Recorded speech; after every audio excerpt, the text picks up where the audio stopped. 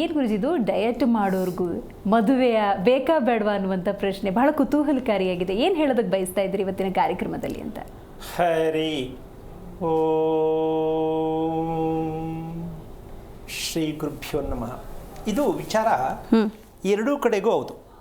ಒಂದು, ಮದುವೆಗೆ ಒಪ್ಪದೇ ಇರುವುದಕ್ಕೆ ಎಲ್ಲ ಅನುಕೂಲ ಇದೆ, ಕರೆಕ್ಟಾಗಿದೆ, ಹುಡುಗನೂ ಸರಿ, ಎಲ್ಲನೂ ಸರಿ. ಆದರೆ ಡಯಟು ಹುಡುಗ ಹುಡುಗಿ ಇಬ್ಬರು ಮಾಡ್ತಿರ್ತಾನೆ. ಹೌದೌದು. ಸೊ ಇಲ್ಲಿ ಹುಡುಗ ಹೋಗ್ತಾ ಇರ್ಬೋದು, ಹುಡುಗಿ ಹೋಗ್ತಾ ಇರ್ಬೋದು. ಈ ಸಾಮಾನ್ಯವಾಗಿ ಈ ಸಮಸ್ಯೆ ಸುಮಾರು ಮನೆಗಳಲ್ಲಿದೆ. ನಿಜ ನಿಜ. ಎಲ್ಲ ಒಳ್ಳೆ ಸಂಬಂಧ ಬಂದಿದೆ, ನಮ್ಮ ಮಗಳು ಒಪ್ತಾ ಇಲ್ಲ ಅಂತ ವರದಿ ಕೊಡುವಂಥ ವಿಚಾರ ಕೂಡ ಇದೆ. ಹುಡುಗನೂ ಹೌದು, ಹುಡುಗಿನೂ ಹೌದು. ಇದಕ್ಕೆ ಕಾರಣ ಅಮ್ಮ ಮೊದಲೇ ಹೇಳಿಬಿಟ್ಟಿರೋದಕ್ಕೋಸ್ಕರ ತನ್ನ ಒಂದು ವೈಯಕ್ತಿಕವಾದ ಒಂದು ಖುಷಿ ನೆಮ್ಮದಿಗೆ ನಾನು ಹೀಗೆ ಇರಬೇಕು ಅನ್ನೋದಕ್ಕೆ ಎಲ್ಲವನ್ನು ತೊರೆದು ದೇಹಕ್ಕಷ್ಟೇ ನಾನು ಪ್ರಾಧಾನ್ಯತೆ ಕೊಡೋದು, ನಾನು ಹೀಗೆ ಕಾಣಿಸ್ಬೇಕು ಅಂತಕ್ಕಂಥದ್ದಕ್ಕೆ ಪ್ರಯತ್ನ ಮಾಡ್ತಕ್ಕಂಥದ್ದು ತಪ್ಪು ಅಂತ ಹೇಳೋಕ್ಕಾಗಲ್ಲ. ಆದರೆ ಅದರ ಪರಿಣಾಮ ಒಂದು ವಿಚಾರ ಹೇಳ್ಬಿಟ್ಟೆ ಅಮ್ಮ, ಎಷ್ಟೋ ಜನ ಕೊನೆ ಅಂತಿಮ ಯಾತ್ರೆಗೆ ಹೋಗ್ಬಿಟ್ಟಿದ್ದಾರೆ ಇದನ್ನು ಪೂರ್ವವಾಗಿ ಹೇಳ್ಕೊಂಡೋಗಿ. ಸೊ ಹಾಗಾಗಿ ಇದು ಸರಿನೂ ಹೌದು, ತಪ್ಪು ಹೌದು. ಆದರೆ ಇದು ಯಾಕೆ ಬರುತ್ತೆ, ಇದು ಬರೋದನ್ನ ನಮ್ಮ ಮನಸ್ಸಿಗೆ ಏನಕ್ಕೆ ಬರುತ್ತೆ ಅಂತಕ್ಕಂಥ ಒಂದು ಮೊದಲನೇ ಪ್ರಶ್ನೆ. ಇದ್ದಕ್ಕಿದ್ದಂಗೆ ತೀರ್ಮಾನ ಮಾಡ್ಬಿಡೋದು, ಇಲ್ಲ ನಾನೆಲ್ಲ ಬಿಟ್ಬಿಡ್ತೀನಿ, ಇದೆಲ್ಲ ಊಟ ಬೇಡ, ನಂದೆಷ್ಟು ಹೇಳಿ ತಿಂತೀನಿ, ಅದು ಡಾಕ್ಟರ್ ಹತ್ರ ಕೇಳ್ಬೋದು, ಅವರೇ ತೀರ್ಮಾನ ಮಾಡ್ಕೋಬೋದು. ಸೊ ಯಾವುದೇ ಆಗಲಿ ಈ ಒಂದು ಹುಚ್ಚುತನಕ್ಕೆ ಯಾಕೆ ಬರಬೇಕು? ನಿರ್ಧಾರ ತಪ್ಪು ಅನ್ನೋದು ಗೊತ್ತು, ಆದರೂ ಇಲ್ಲ ನಾನು ಹೀಗೆ ಇರಬೇಕು, ನಾನು ಹೀಗೆ ಕಾಣಿಸ್ಬೇಕು, ಏನೋ ಒಂದು ಅವ್ರ ನಿರ್ಧಾರ ಪ್ರಕಟಿಸ್ತಾರೆ, ಅದು ಹಾಗೆ ಇರುತ್ತೆ. ಅವ್ರನ್ನ ನಾವು ತುಂಬ ಕಷ್ಟ ಆಗುತ್ತೆ. ಇಲ್ಲಿ ವಿಚಾರ ಇಷ್ಟೇ, ಮದುವೆ ಆಗಬೇಕಾದ್ರೆ, ಮದುವೆ ಆಗಿರಬೇಕಾದ್ರೆ ಇಲ್ಲಿ ಒಂದು ಒಳ್ಳೆ ಕಾನ್ಸೆಪ್ಟ್ ಏನು ಅಂದರೆ, ಪ್ರೀತಿಯನ್ನು ವೃದ್ಧಿ ಮಾಡ್ಕೊಳ್ತಕ್ಕಂತಹ ಒಂದು ಸತ್ಯ ಪ್ರತಿಯೊಬ್ಬರಿಗೂ ಬೇಕು. ಪ್ರೀತಿಯನ್ನು ವೃದ್ಧಿ ಮಾಡ್ಕೊಳ್ಳೋದು, ಪ್ರೀತಿ ಬತ್ತಬಾರದು, ಹೌದಲ್ಲ? ಅಂದರೆ ಸದಾ ಪ್ರೀತಿಯೇ ಇರಬೇಕು. ಯಾವುದ್ರ ಬಗ್ಗೆ? ಮದುವೆ ಬಗ್ಗೆ ಮಾತ್ರ ಅಲ್ಲ, ಅದು ಮದುವೆ ಮಾಡ್ಕೊಂಡು ಗಂಡ ಹೆಂಡತಿ ಮಾತ್ರ ಅಲ್ಲ, ಮಾಡುವ ಕೆಲಸದಲ್ಲಿ ಪ್ರೀತಿ ಬೇಕು. ನಾನು ಚೆನ್ನಾಗಿ ಬದುಕಬೇಕು, ನನ್ನ ಕುಟುಂಬವನ್ನು ಚೆನ್ನಾಗಿ ನೋಡ್ಕೋಬೇಕು ಅಂದರೆ ಪ್ರೀತಿಯಿಂದ ಗಂಡನನ್ನು ಗೆಲ್ಲುವುದು, ಪ್ರೀತಿಯಿಂದ ಹೆಂಡತಿಯ ಮನಸ್ಸನ್ನು ಗೆಲ್ಲುವುದು, ಹೌದಲ್ಲ? ಹೌದೌದು. ಈಗ ಇಲ್ಲಿ ಒಂದು ಆಶ್ಚರ್ಯಕರವಾದ ಒಂದು ಬೆಳವಣಿಗೆ ಹೇಳಬೇಕಾಗತ್ತೆ. ಮನಸ್ಸು ಎಲ್ಲಿದೆ ಅಂತ ಪ್ರಶ್ನೆ ಹಾಕಿದ್ರೆ, ಮನಸ್ಸು ಎಲ್ಲಿದೆ ಅಂತ ಪ್ರಶ್ನೆ ಹಾಕಿದ್ರೆ ಸ್ವಲ್ಪ ಹೇಳಕ್ಕೆ ಕಷ್ಟ ಆಗ್ಬೋದು, ಕೆಲವರು ಹೇಳಬಹುದು. ಮನಸ್ಸು ಎಲ್ಲಿದೆ ಅಂತ ಹೇಳಿ ತೋರಿಸ್ಬೋದಮ್ಮ, ತಲೆಗೆ ತೋರಿಸ್ತಾರೆ. ನಿಜವಾಗ್ಲೂ ಹೇಳ್ತೀನಿ, ಅದನ್ನು ಸರಿಯಾದ ರೀತಿ ಯೋಚನೆ ಮಾಡೋದಾದ್ರೆ ಮನಸ್ಸು ಎಲ್ಲೂ ಇಲ್ಲ, ನೋಟದಲ್ಲಿ ಮನಸ್ಸಿರೋದು. ಯಾವುದರಲ್ಲಿ? ನೋಡುವ ನೋಟದಲ್ಲಿ ಮನಸ್ಸಿದೆ. ಅದೆಲ್ಲ ಒಂದ್ ಕಡೆ ಇರಲಿ ಬಿಡ್ರಿ, ಮನಸ್ಸಿದೆ ಅಂತ ಒಪ್ಕೊಳ್ಳೋಣ, ಈ ಮಟ್ಟಕ್ಕೂ ಬರ್ತಕ್ಕಂಥ ಒಂದು ವಿಚಾರ ಇದೆ, ಹೌದಲ್ಲ?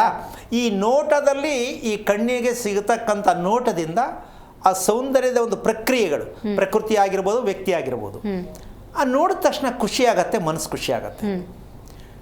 ಇದಕ್ಕೆ ಇತ್ತೀಚೆಗೆ ನಡೀತಾ ಇರ್ತಕ್ಕಂಥ ಒಂದು ಘಟನೆ, ನಾಯಿಗಳು ಯಾಕೆ ಮನುಷ್ಯನ ಈ ರೀತಿ ಅಟ್ಯಾಕ್ ಮಾಡ್ತಾ ಇದೆ? ಬೀದಿ ನಾಯಿಗಳು. ಇದಕ್ಕೆ ಯಾವ ರೀತಿಯನ್ನು ಸರಿ ಮಾಡೋದು ಅನ್ನೋ ಒಂದು ದೊಡ್ಡ ಯಕ್ಷ ಪ್ರಶ್ನೆ ಆಗಿದೆ, ಹೌದಲ್ಲ?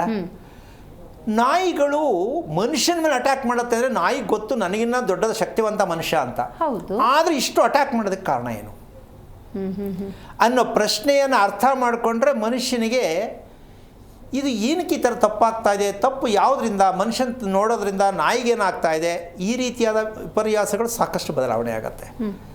ನಾಯಿಯ ಉಸಿರಾಟ 1 ನಿಮಿಷಕ್ಕೆ 18ರಿಂದ 20 ಸಲ 1 ನಿಮಿಷಕ್ಕೆ ಉಸಿರಾಟ ಆಡುತ್ತೆ. ಇದರ ಫಲಿತಾಂಶ ಏನಿರ್ಬೋದಮ್ಮ? ಆಯಸ್ ಕಮ್ಮಿ. ಅದಾದಮೇಲೆ ಕೋಪ, ಆಮೆ 1 ನಿಮಿಷಕ್ಕೆ 3 ಸಲ ಉಸಿರಾಡುತ್ತೆ. ತಾಳ್ಮೆ ಇರುತ್ತೆ. ಉದಾಹರಣೆ, ಅದಕ್ಕೆ ಆಯಸ್ಸು ಜಾಸ್ತಿ, ಇದಕ್ಕೆ ಆಯಸ್ಸು ಕಮ್ಮಿ, ಇದು ಮೇಲ್ ಬಿದ್ದುಬಿಡುತ್ತೆ, ಅಟ್ಯಾಕ್ ಮಾಡಿಬಿಡುತ್ತೆ, ಹೌದಲ್ಲ? ಹಾಗೆ ಉದ್ವೇಗ. ಈ ಡಯಟ್ ಅಂತಕ್ಕಂತಹ ವ್ಯಕ್ತಿಗಳಿಗೆ ಏನು ಕ್ರಿಯೇಟ್ ಆಗುತ್ತೆ ಅಂದರೆ ಸದಾ ಉದ್ವೇಗದಲ್ಲೇ ಇರಬೇಕಾಗತ್ತೆ. ಒಂದೇ ಥಾಟ್ ಅವರು ಮನಸ್ಸಲ್ಲಿ ಏನು ನಿರ್ಧಾರ ಮಾಡಿರ್ತಾರೋ ಅದನ್ನೇ ಫಾಲೋ ಮಾಡ್ತಿರ್ತಾರೆ. ಇವತ್ತು ಯಾರು ಏನು ಹೇಳಿದ್ರು ಒಪ್ಕೊಳ್ಳಲ್ಲ, ಕೆಲಸದ ಬಗ್ಗೆ ಆಸಕ್ತಿ ಕಮ್ಮಿ, ಅವ್ರ ಗುರಿ ಒಂದೇ, ನಾನು ಡಯಟ್ ಮಾಡ್ತಾ ಇದ್ದೀನಿ. ಸೊ ಹೀಗಾಗಿ ಮದುವೆ ಆಗೋಗಿರ್ತಕ್ಕಂಥವ್ರ ಬಗ್ಗೆ ಸ್ವಲ್ಪ ಪರವಾಗಿಲ್ಲ, ಹೇಗೋ ಮ್ಯಾನೇಜ್ ಆಗ್ಬಿಡುತ್ತೆ ಬಿಡಿ. ಈ ಮದುವೆ ಆಗಲ್ಲ ಅನ್ನೋರು ಎಷ್ಟೋ ಜನ ತುಂಬ ಹಿಂಸೆಯನ್ನು ಕೊಡ್ತಕ್ಕಂಥ ಒಂದು ಪರಿಸ್ಥಿತಿಗೆ ಬರುತ್ತೆ. ಇದು ಇವ್ರ ಅಪ್ಪ ಅಮ್ಮಂದಿರು ಏನು ದೋಷ ಇರ್ಬೋದು ನಮ್ಮ ಹುಡುಗಿಗೆ ನಮ್ಮ ಹುಡುಗನಿಗೆ ಅಂತ ಊರೆಲ್ಲ ಸುತ್ತಾರೆ, ದೇವಸ್ಥಾನಕ್ಕೆಲ್ಲ ಹೋಗ್ತಾರೆ, ಎಲ್ಲವನ್ನೂ ಮಾಡ್ತಾರೆ. ಕೊನೆಗೆ ಪುರೋಹಿತರು ಜ್ಯೋತಿಷಿಗಳು ಹೇಳಿದ್ದನ್ನು ಶಾಸ್ತ್ರಗಳನ್ನೂ ಮಾಡಿಸ್ತಾರೆ, ಆದರೂ ಜಗ್ಗಲ್ಲ. ಇದಕ್ಕೆ ಎಲ್ಲಿ ಕರ್ಕೊಂಡೋದ್ರೂ ಇದು ರಿಪೇರಿ ಆಗಲ್ಲ. ಈ ರೀತಿಯಾದ ಮನಸ್ಥಿತಿಗೆ ಒಂದು ವಿಚಾರಕ್ಕೆ ಎಲ್ಲಿಗೆ ಬರುತ್ತೆ ಅಂದರೆ, ಉಸಿರಾಟದ ಒಂದು ಕ್ರಮದಲ್ಲಿ ವೈಪರೀತ್ಯ ಜಾಸ್ತಿ ಆಗ್ತಾ ಹೋಗುತ್ತೆ, ಉಸಿರಾಟದಲ್ಲಿ ವ್ಯತ್ಯಾಸ ಜಾಸ್ತಿ ಆಗ್ತಾ ಹೋಗುತ್ತೆ. ಯಾಕೆ ಅಂದರೆ ಆಹಾರ ಅಂತಕ್ಕಂಥ ವಿಷಯಕ್ಕೆ ಬರೋಣ. ನಾವು ಈ ಆಹಾರದಲ್ಲಿ ನಾವು ಮೊದಲಿಂದ ನಮ್ಮ ತಂದೆ ತಾಯಿ ನಾವುಗಳು ತಿಂದು ಬಂದಿರತಕ್ಕಂಥದ್ದು ಮಾಮೂಲಿಯಾಗಿ ಸರಳವಾಗಿ ಮುದ್ದೆ, ಅನ್ನ, ಸಾಂಬಾರು, ಚಪಾತಿ ಇದೆಲ್ಲ ಸರ್ವೇ ಸಾಮಾನ್ಯ ಇರತಕ್ಕಂಥದ್ದು. ಈಗ ಡಯಟ್ ಅಂತ ಬಂದಾಗ ಇದನ್ನು ಅವ್ರದ್ದೇ ಆದ ತೀರ್ಮಾನದಲ್ಲಿ ಅದನ್ನು ತಗೋತಾರೆ, ಆಹಾರ ಯಾವ್ದು ತಗೋಬೇಕಂತೇಳಿ. ಅದರಲ್ಲಿ ನಮ್ಮ ದೇಹಕ್ಕೆ ಬೇಕಾದದ್ದು ಅದು ಸಿಗುತ್ತಾ ಅಂತಕ್ಕಂಥ ಅಲ್ಲಿ ವಿಚಾರ ದೂರ ಆಗ್ಬಿಡತ್ತೆ.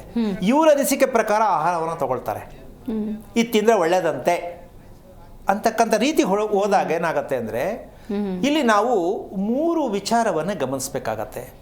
ಒಂದು ಹುಟ್ಟು, ಒಂದು ಸಾವು, ಒಂದು ಜೀವನ. ಈ 3 ಆ್ಯಂಗಲ್ಗೆ ಯಾವ ರೀತಿ ಫುಡ್ ಬೇಕಾಗತ್ತೆ ಅಂದರೆ ಗುರ್ತೇನು ಅಂತ.